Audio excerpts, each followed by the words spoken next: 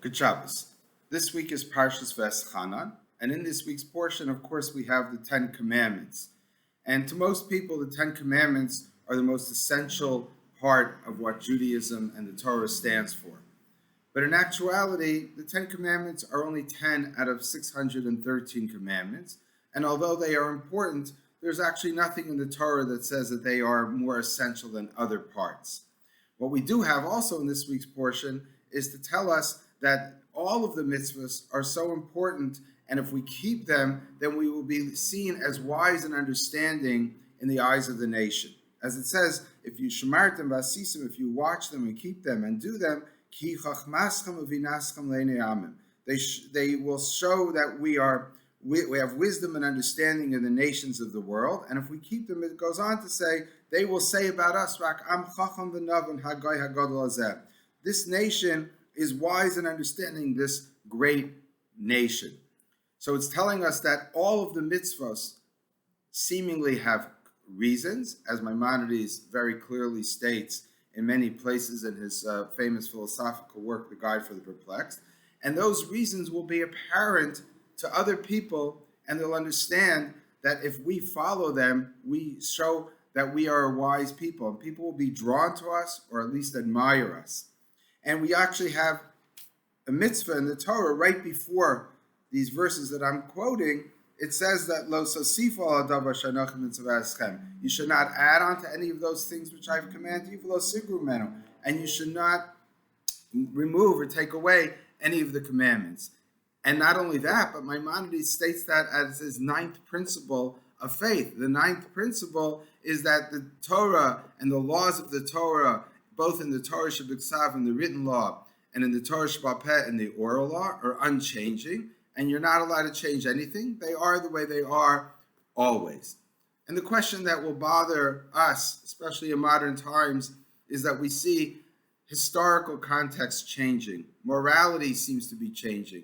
There's so many things that have changed in our world versus the world of 3,000 years ago, or even 100 or 200 years ago, that it's hard to understand how the mitzvahs of the Torah, the way they were given at that time, should still be binding on us. And if we act like that, we will be seen as chacham v'navan, as wise and understanding.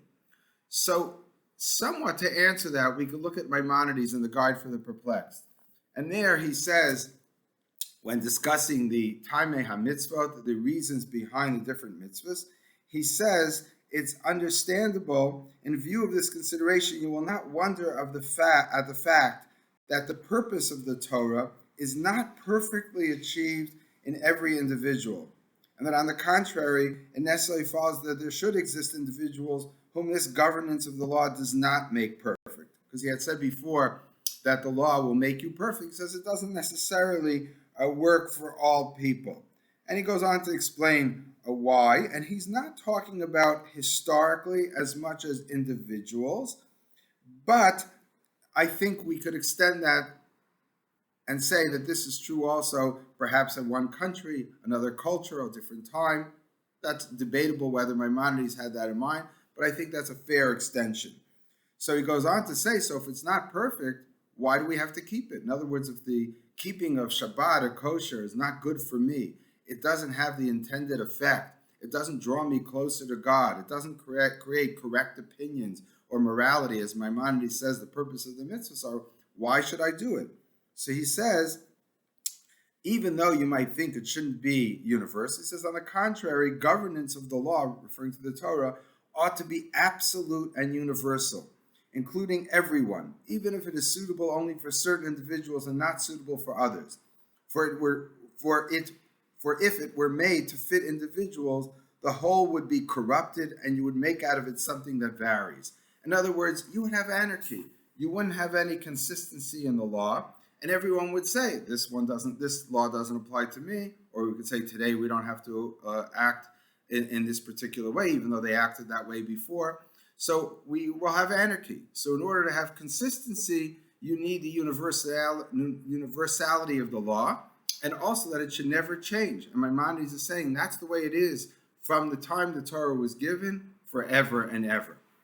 Now, again, the argument is good if it's on a small level, an individual level, or in very particular cases or particular times. But what happens if things change to a degree where the mitzvah is completely undermined? One example is in the Torah, a man is allowed to marry off his daughter who is under bat mitzvah. And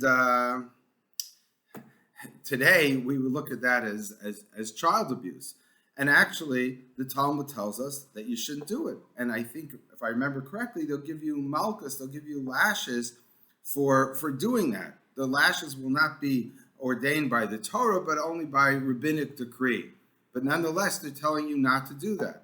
So again, that's not necessarily against the law, because the law just says you could, and the law hasn't changed. If I would go and marry off my daughter under bat mitzvah, it would be an effective marriage, however much you might consider that abhorrent. It would be an effective marriage, but the rabbis are saying, we don't want you to do that. So that they undermining the law? To a degree, but they're not changing the law. They're just understanding that in their society at their time, already a couple of thousand years ago, that it wasn't appropriate. So how do we take this, and how do we understand that the Torah is always relevant and it never loses its relevancy? So I think we like to say that in a very simplistic fashion.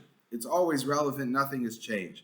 But when you go through some of these commandments and some of the mitzvot or laws, as I just gave you one example, you'll see that the rabbis were able to sort of massage it to a certain degree in order to make sure it still won't that it won't cause any problems in our society.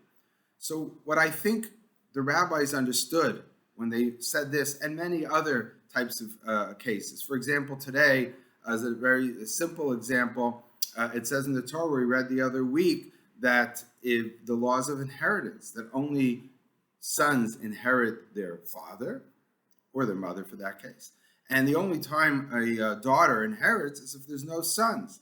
And not only that, but if there's sons, the oldest son, if there's an oldest firstborn male, he gets double the portion. That's still true today. That would be the halachic norm. But we have ways of writing wills which, in a sense, subvert that Torah law. Some have said you should always keep a little bit, that you should still follow the laws of the Torah. But we have a way of writing a will where we're giving away. One way is to give away some of the inheritance before a person dies. So therefore, when they die, it's already in the hands of the children, and it might be evenly divided. Whichever way a father or mother or anybody will want to direct their will. So again, that's somewhat of a simple example. What the rabbis are doing is, we're doing both things. We're saying the law has to be universal and it has to be eternal. It cannot be changing, because if it is, there's anarchy. If there is, we're never going to be able to hold anyone to the law, because everyone will always say this is an example of where it must be changed. But what the rabbis have done, and I think quite effectively, is that we work within the parameters of the law, and we might change the effect, but we don't change the law itself. And as much as possible, we try to keep the spirit of the law.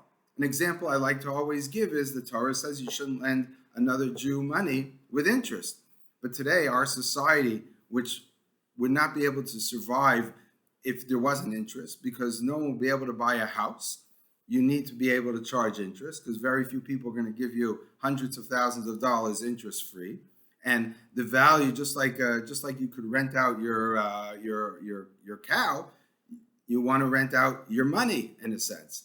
So therefore, we have what we call a heter iska. We have a way of getting around it and saying you're not loaning the money, you're investing with that person. And again, there's the spirit of the law. The spirit of the law would be that if someone came to me and said, can I borrow $100? I need $100 right now. I'm not getting my paycheck till the end of the week. Could you lend me $100? I would hope that no one would be writing this, what I call the heter iska, in order to charge interest for that week on that $100. You give the $100 because most people could afford to lend someone $100 for a week, and it's no sweat off their back. So the spirit of the law still is there, but the practicalities don't always exist the way it might have been, the way it existed hundreds or thousands of years ago. So what we have is a very difficult balance that has to be created. And I think that the Torah and the laws and generally halacha, the way we understand it, has been successful in creating this balance. So in a way, we oversimplify and say the Torah never changes, but on the side, we're making certain changes in subtle ways, not to subvert the Torah, but to make sure that it fits with our morality and the context in which we live today. And I think this is the correct path, my understanding, because of what the Torah says. We want people, when they see us acting in a certain way, to say, Kihi chachmaschem uvinaschem le'enei amim.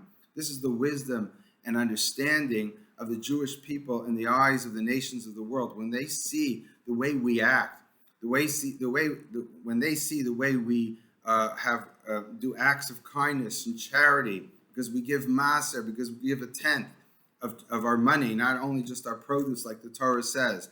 When they see that we help people when it's necessary, whether it's a time of sickness or death or loaning money to someone, they understand that the laws of the Torah and the way it's been interpreted and applied by rabbis and halacha throughout the ages has really kept up those morals that the Torah is trying to give to us and to inject into our lives. And we still will be Am Chacham v'Navon Hagoy Hagadol Azah. We want to be this great nation, which is a nation of wisdom and understanding. Good Shabbos.